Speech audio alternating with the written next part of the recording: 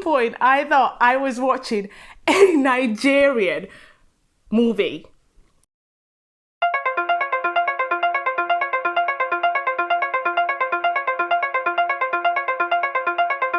Hi guys, welcome to my channel. I don't know why I'm excited, but we're talking about Sigmund Freud today, Netflix. So we have been busy in isolation and I have been busy watching all my favorite shows on Netflix, and I'm going to be giving you all the reviews, all the juice on Netflix programs and really what's going on Netflix.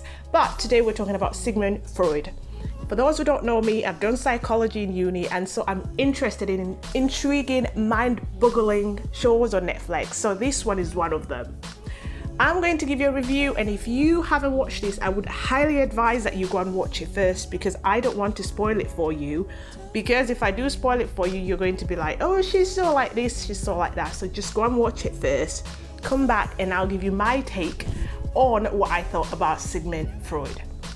So Sigmund Freud is someone that's very famous in the world of science and psychology, and so I was expecting this to be very much so his story and how he started and how he came up with his theories and things like that, and so how the scientific world took his theories and things like that basically. So it started off with him doing hypnosis on a woman and telling her what to do, telling her what the scenario is basically.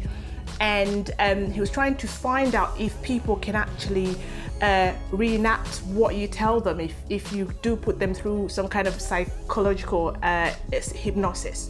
So he tried to tell this woman what to do basically, because he wanted to prove to the scientific world, his theory was that if you do tell someone continuously the same thing over and over, they start to believe it and then they start to become it. Anyway, he then goes to this presentation which they used to have a long time ago with a lot of intelligent scientists looking at you like you know nothing, you're dumb, you can't join us, you can't sit with us sort of thing. And he went there with a woman and he talked to the woman to tell her, look, I know this is fake for you, but we need to go and do it right. You need to remember what I've told you. This isn't a hypnosis. Obviously, he's using that little dongly thing that people hypnotize you with, that little, what's that? You know, psychics call it a crystal, something that you dongle. Anyway, he goes there and, you know, some scientists think he's ridiculous and some of them think, oh, he's onto something there. He's got brains. And so he gets this psychiatric job. And so some weird things start to happen. I won't tell you anything, but I'm going to give you feedback on what I thought about Sigmund Freud. Personally, was someone who, like I said, I've done psychology in uni, social sciences as well, so I've done philosophy as well. So I know how important the reputation of a scientist or a philosopher is to their career. And so I personally felt that program, that series, the negative, I'll start with the negative, is that the reputation of Sigmund Freud, just based on the sins that they added, that there were a lot of sexual sins, some of them were really, really sick. At one point, I thought I was watching a Nigerian movie. Like, if you've ever watched a Nigerian movie with all the magic and all the juju and all this, I thought I was watching that because it was so crazy and so sick at one point. Like, I was like, whoa. Because when I did philosophy, I remember we were talking about things like magic and how scientists did not want to proceed to study the conscious because they didn't have enough evidence to validate certain behaviors and certain imaginations, certain things that can't be explained practically. So they didn't go deeper into studying sort of things such as magic. And people like Isaac Newton, I think I've said that before in one of the videos, was kind of an alchemist as well on this side, as well as a scientist. So they had to do alchemy to be able to find out what science is, if that makes sense. So for you to be an alchemist, you have to believe in some magical things or do magical tricks and things like that.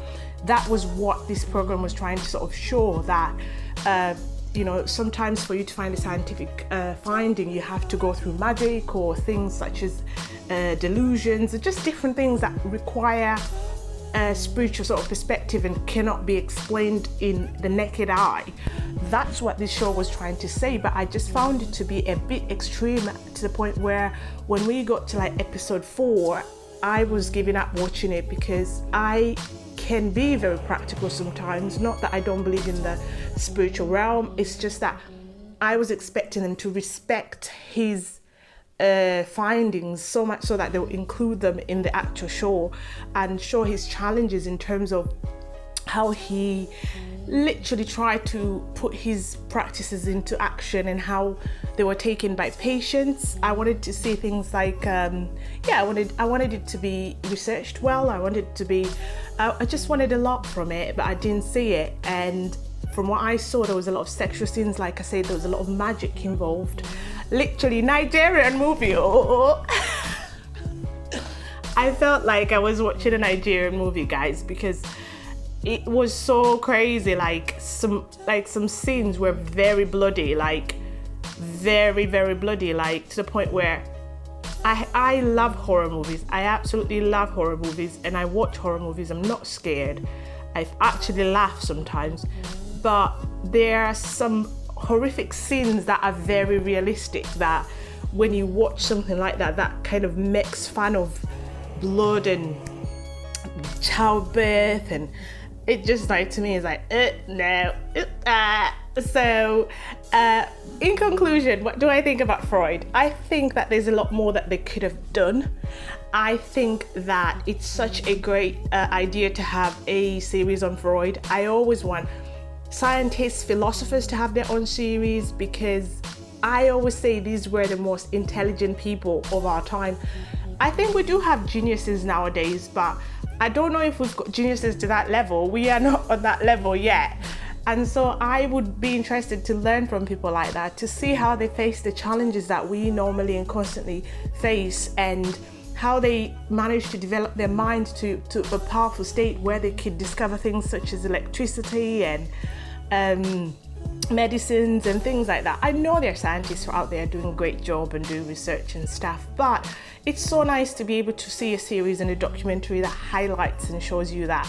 So if you want something that's psychological, and one other thing I should point out, if you have watched Legion, so go on Google and type in Legion, if you can watch Legion and finish it, you are an absolute sick person. You're absolutely sick. You can watch Freud easily without, you will think Freud is like a child. Is that a child? You will think Freud is like amateur. If you watch Legion on Sky, you will then be like, whatever, I'll watch this. So try it out. It's good in a way. It takes your time up, and it's on Netflix. And I'll be back with another review. Thank you very much. If you like what I do, subscribe to my channel. It's your girl, Stormy. Bye-bye.